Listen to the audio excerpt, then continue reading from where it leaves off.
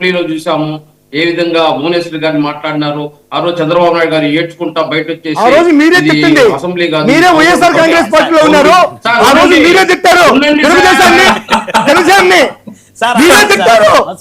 వేణుగోపాల్ నువ్వే తిట్టావు ఆ రోజు వైఎస్ తెలుగుదేశాన్ని, జనసేనని నువ్వే తిట్టావు, గతంలో నువ్వే తిట్టావు. గతంలో మనం చేసిన పని రాష్ట్ర ప్రజలు మర్చిపోయారు అనుకుంటున్నారా? గతంలో మనం చేసిన ఆ రోజు వైసీపీ తిట్టేసి అవి మానేసిపోతావా ఈ రోజు అని మాట్లాడింది అవన్నీ మర్చిపోయారనుకుంటున్నారా? అన్ని మాట్లాడినవన్నీ ప్రజలు గుర్తుంటాయి, ఎవరు మాట్లాడలా, ప్రజలకి అన్ని గుర్తుంటాయి.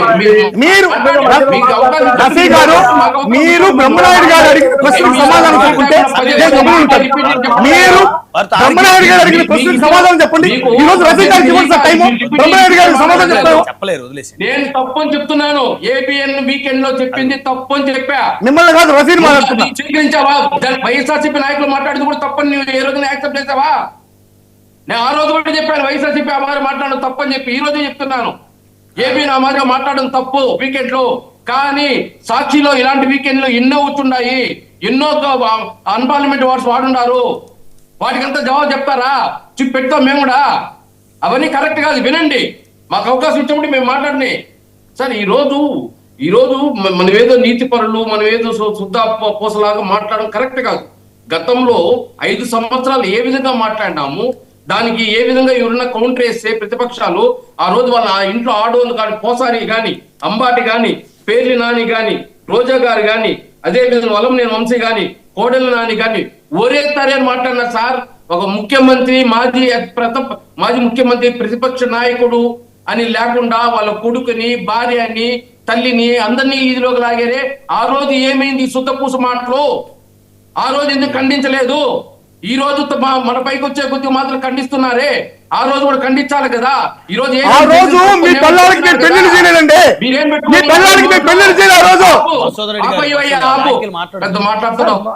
అదే చెప్తా సార్, అది ఎంత మర్చిపోమంటారు సార్ మమ్మల్ని, మా బాబుని ఎంత మర్చిపోమంటారు? ఏదైనా పాలిటిక్స్ అనేది పారదర్శకంగా ఉండాలి కానీ అన్పార్లమెంట్స్ తో వాడుకుంటా పోతే ఇప్పుడే ప్రజల్లో చీప్ అయిపోయారు రాజకీయ నాయకులు. అలాంటిది ఇంకా దిగజారిపోతారు. ఏదైనా ఒక లిమిట్ తో మాట్లాడాలి, ఒకరిని ఒకరు గౌరవించుకోవాలి, మాట్లాడాలి. ఒక రాజకీయ పార్టీగా ఉండి మీరే ఇథిక్స్ పాటించినప్పుడు వాళ్ళు ఏం వీకెండ్ లో కామెంట్ చేశారు. కామెంట్ చేస్తూ ఏంది ఈ రోజు అమరావతి అన్నారు 2014 నుంచి 2019 వరకు ప్రతిపక్షంలో, అప్పుడు అందరూ జోహో అమరావతి అన్నారు. 2019 నుంచి 2024 వరకు 3 రాజధానులు అన్నాడు, దానికి చేకొట్టారు. ఈ రోజు మళ్ళీ మావి గన్ను అంటే మీరు భయపడతారు, నా పేరు తీసేయండి, ఏం మాటలు ఇవన్నీ? దాని వీకెండ్ లో చెప్తూ ఈ రోజు ఏదైతే కార్యకర్తల్లో కూర్చొని, ఇప్పుడు ఒక నాయకుడు అనేవాడు ఏదైనా ఒక డిసిషన్ తీసుకునేటప్పుడు దాన్ని మళ్ళీ రిటర్న్ పోకుండా ఉండాలి. నువ్వు అమరావతికి ఒప్పుకున్నావు కదా, ఆ స్టాండ్ పైన ఉండు. మళ్ళీ ఎందుకు 3 రాజధానులు పోయినావు? లేదా ఆ స్టాండ్ పైన ఉండు. మళ్ళీ ఎందుకు ఇప్పుడు మావిగన్ అంటావు? నీకంటూ ఒక స్టాండ్ లేదా? నీకంటూ ఒక నిరకత్వం లేదా? రోజుకు ఒక మాట మారుస్తా ఉంటావా? నీ వెనకమంటే జయగొట్టాల కార్యకర్తలు. ఆ జయగొట్టిన దానికి ఈ రోజు వీకెండ్ లో మాట్లాడాడు. ఇలాంటి సాక్షులు ఎన్ని మాట్లాడుంటారు? తెలుగుదేశం పార్టీ నాయకులు, జనసేన నాయకుల్ని స్వయంగా నాయకులే మాట్లాడుతున్నారు కదా. మీడియా కూడా పక్కన పెట్టేసండి. ఈ రోజు పవన్ కళ్యాణ్ గారిని ఎన్ని మాట్లాడినారు? పవన్ కళ్యాణ్ ఏ రోజైనా వచ్చి వైఎస్ఆర్సీపీ పార్టీ హౌస్ ముందు వచ్చి ధర్నా చేశాడా? ఏ రోజైనా వచ్చి అడిగాడా? ఆయన కూడా ఏమన్నాడు, నన్ను ఇంకోసారి మాట్లాడితే నేను చుప్పుతోనే కొడతాను అన్నాడు. అంతే. ఆయన అన్ని మాట్లాడితే, వాళ్ళ ఇంట్లో లేడీస్ ఎంతమంది మాట్లాడితే, అంతేగాని వేరేది మాట్లాడలేదు కదా. మీ పార్టీ ఆ కార్యాలయ కాడ తగబెట్టాడా? మీ పార్టీ కార్యాలయ కాడ వచ్చి ధర్నాలు, దీక్షలు చేశాడా? మిమ్మల్ని ఏమైనా ఇంట్లో వాళ్ళు మాట్లాడినాడా? మీలాగా ఒక ఎథిక్స్ ఫాలో అవుతున్నారు వాళ్ళు. ఆ ఎథిక్స్ ఫాలో అవ్వండి. మీరు మాత్రం ఎవరైనా మాట్లాడచ్చు, వాళ్ళు వినాలి, పడాలి. మిమ్మల్ని ఏమన్నా అంటే మాత్రం మీరు వాళ్ళపై దాడులు దిగుతారు. ఇది కరెక్టా? మనం ఒరే అంటే వాడు ఒరే అంటాడు, మనం గౌరవిస్తే వాళ్ళు గౌరవిస్తారు. మన మీడియా ఉంటే మన రాజకీయ నాయకులు అట్టే ఉన్నారే, మరి మనం మాత్రం వాళ్ళని అడిగే హక్కు ఎక్కడి నుంచి వస్తుంది మనకు?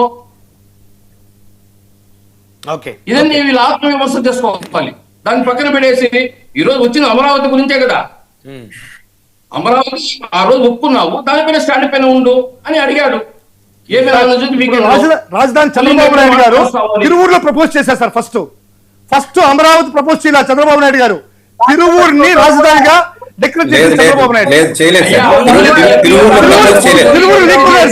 ఎందుకు లీక్ కుదిరారు తెలుసా?